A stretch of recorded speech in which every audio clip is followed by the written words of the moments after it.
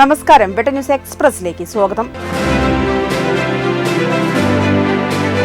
കുറുക്കോളി മൊയ്തീൻ MLA-യുടെ പ്രാദേശിക വികസന ഫണ്ടിൽ നിന്നും 2.25 ലക്ഷം രൂപ നീക്കിവെച്ച് മണ്ഡലത്തിലെ വിവിധ സ്കൂളുകളിലേക്കും പൊതു ലൈബ്രറികളിലേക്കും പുസ്തകങ്ങൾ വിതരണം ചെയ്തു.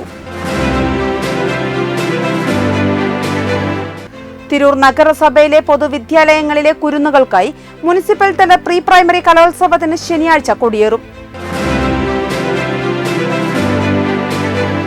തിരൂർ ഫാത്തിമ മാത നഴ്സറി LP സ്കൂൾ വാർഷികാഘോഷം വർണ്ണശബളമായ പരിപാടികളോടെ ആഘോഷിച്ചു. 2 കിലോമീറ്റർ റോഡ് ടാറിംഗ് 13 കൊല്ലമായിട്ടും തീർന്നില്ല. കഞ്ഞിപ്പുര മൂടാൽ ബൈപ്പാസിൽ റോഡ് ഉപരോധിച്ച് നാട്ടുകാർ. പൊന്നാനി പാർലമെന്റ് മണ്ഡലം UDF-ന്റെ പൊന്നാപുരം കോട്ടയെന്ന് AP അനിൽകുമാർ MLA. മാലിന്യ സംസ്കരണം, സമ്പൂർണ്ണ ഭവന പദ്ധതി, കാർഷിക മേഖല, ഭിന്നശേഷി സൗഹൃദ മേഖലകൾ ഊന്നൽ നൽകി നിറമരുതൂർ ഗ്രാമപഞ്ചായത്ത് ബജറ്റ് അവതരിപ്പിച്ചു. അനധികൃത മണൽക്കടത്ത് ലോറികൾ തടഞ്ഞ് കൈക്കൂലി വാങ്ങിയെന്ന ആരോപണമുള്ള പോലീസുകാരനെയും മുൻ ട്രോമ കെയർ വളണ്ടിയർമാരെയും തിരൂർ DYSP ചോദ്യം ചെയ്തു. പഞ്ചായത്തിലെ മുഴുവൻ സ്ത്രീകൾക്കും വിദ്യാർത്ഥികൾക്കും സൗജന്യ ബസ് യാത്ര പ്രഖ്യാപിച്ച് Triprangode panchayat budget.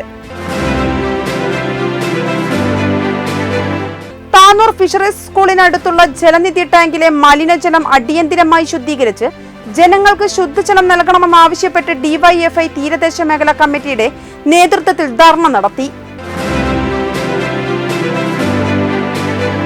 Manalipuzha GLP school 50ാം വാർഷികാഘോഷമായ നിറപ്പൊലിയുടെ ഭാഗമായി കുട്ടികൾക്ക് കളിമൺ കരകൗശല ശില്പശാല നടത്തി.